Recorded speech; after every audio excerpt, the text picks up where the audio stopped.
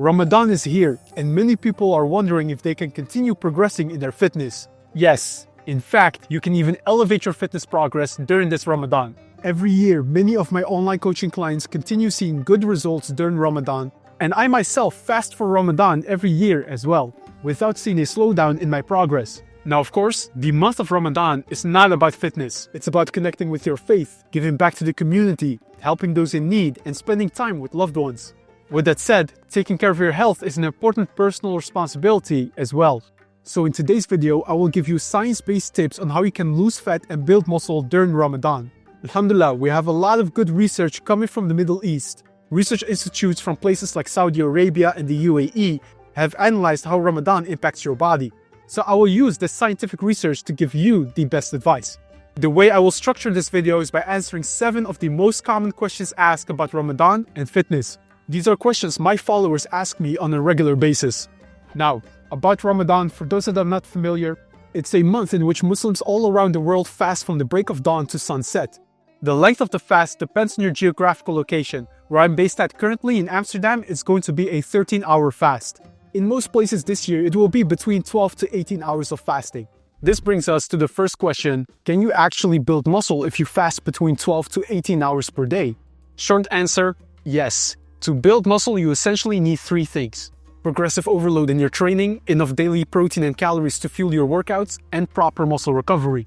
So if you maintain a consistent lifting program, have a high protein diet, and have reasonable sleep during Ramadan, you can expect good muscle development progress. There's research supporting this too. In a 2022 study, bodybuilders were able to get stronger during Ramadan. These bodybuilders continued lifting 4 times per week during the fasting month. So do not get worried and think that all of the muscle you have built will go away. If you stay consistent, your muscles will also stay developed. The second logical follow-up question is when to train during Ramadan. Should you train fasted before Iftar or train after Iftar? Again, we have good scientific research on this topic. A study by a Tunisian university found that training before or after breaking your fast results in the same muscle growth and fat loss progress. So you can time your workout based on convenience. Are you busy in the evening due to family events? Train before Iftar. If training after Iftar while being fed is preferred, that is possible too. I personally will be training after Iftar, after the Isha prayer. Research suggests there's a small benefit when you train while being able to drink water, because your strength is better. There's research showing that mild dehydration can limit your strength performance. So if you have control over when to train, my preference would go to training in a fed state instead of fasted. But it's not a big deal if you have to train fasted due to your schedule. The third question is what to eat during Iftar and Suhoor if you want to build muscle and lose fat. Outside of Ramadan, most people have 3 meals per day: a breakfast, lunch, and dinner. I now want you to think about your meals in a Ramadan situation. Breakfast now basically becomes Suhoor, very early in the morning before dawn. Your dinner can now be seen as the Iftar that you use to break your fast. And after the Isha prayer later in the evening, you can have a small meal that's similar to your usual lunch. You do not have to be super creative in your meal design, just do some switching in your meal timing. And then you can continue fueling your body well throughout Ramadan. In terms of specific foods, especially with Suhoor, I do recommend prioritizing slow-absorbing foods. Protein sources like eggs, yogurt, and beef are known to be absorbed slowly by the body. Carbohydrates that are higher in fiber, like oatmeal, whole grains, and brown rice, also release energy slowly. Slow-absorbing foods during Suhoor will help you maintain good energy throughout the day, and you avoid becoming lethargic during your workday. I personally have a 4-egg omelette and a small cup of oatmeal during Suhoor to get slow-absorbing protein and carbs before the start of the next fast. Now, of course, during Ramadan, our families may also prepare some nice treats, and you do not want to be rude by declining that. If you do have some sugary Ramadan treats, try to time these treats around your workout, either before or after training, so that your muscles can soak up the sugars. Question number 4. How much fat can you expect to lose during Ramadan?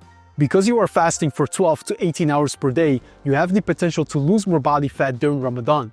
Research shows that incorporating periods of fasting in your day tends to make you eat less calories over the entire day. If your calories go down, you get into a calorie deficit and you clearly lose body fat. Based on my experience working with a wide variety of clients, it is realistic to expect between 0.5 to 1% body weight loss per week during Ramadan if you keep on eating mostly whole foods. A flexible family meal every once in a while is of course not a problem at all.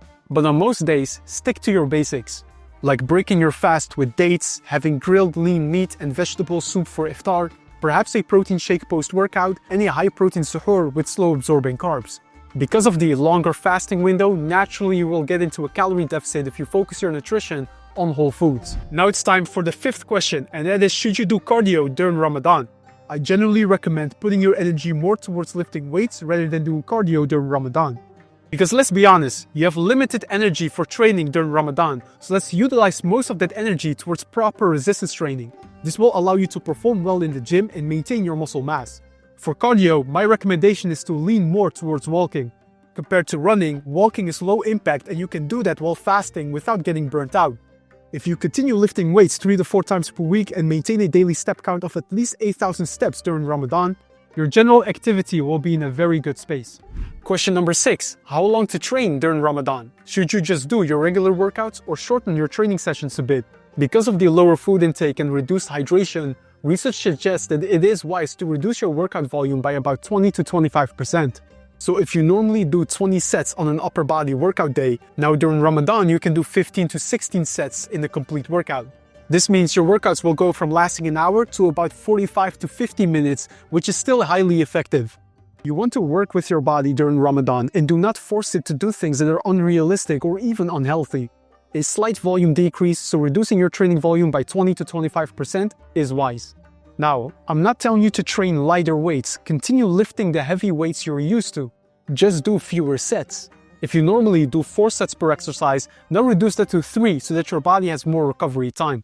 The 7th and final question I get asked is how to hydrate well during Ramadan. I personally have 2 guidelines for myself. First, I make it a priority to drink 2 to 3 liters of water between Iftar and Suhoor. Secondly, I also have a bowl of water-based fruit every day. Fruits like watermelons, strawberries, and even oranges contain a lot of water, so these fruits are fantastic for improving your hydration status. Some people may need more or less water based on how much they sweat in their activities. But in general, 3 liters of water and a big bowl of water-based fruit will cover most of your hydration needs. As a bonus tip, I also want to discuss supplements. You do not need any special supplements during Ramadan. The supplements I take outside of Ramadan, I also take during Ramadan. These supplements are whey protein, vitamin D, and creatine. I take whey protein because it helps me reach my daily protein goal. About vitamin D, I currently live in the Netherlands and there's not much sunlight here, so I benefit from supplementing with vitamin D. And creatine I take because it's pretty much the only scientifically validated supplement out there that is known to slightly increase your muscle growth progress. If you continue hydrating yourself well during Ramadan by having at least 3 liters of water and eating some water-based fruit, creatine should be fine. We also have research showing that long-term use of creatine is safe for the kidneys and liver. But as always, if you are in doubt about your health situation, check with your doctor. Before I wrap up this video, I want to say Ramadan Mubarak to all of my brothers and sisters around the world. I know that I only discussed the fitness side of things today, but that is because I am a fitness channel and exercise science is my field of work. Ramadan, of course, goes way beyond fitness. Let's focus on our deen, be there for those in need, and inshallah also take good care of our health. If you have any questions about what I discussed in today's video, feel free to leave them in the comments below. For now, I want to thank you for watching this video. If you are new to this channel, then go ahead and subscribe to be updated with more valuable fitness videos. Here above, I have an awesome new video aligned for you, so go ahead and check that out as well. And I will see you in the next one.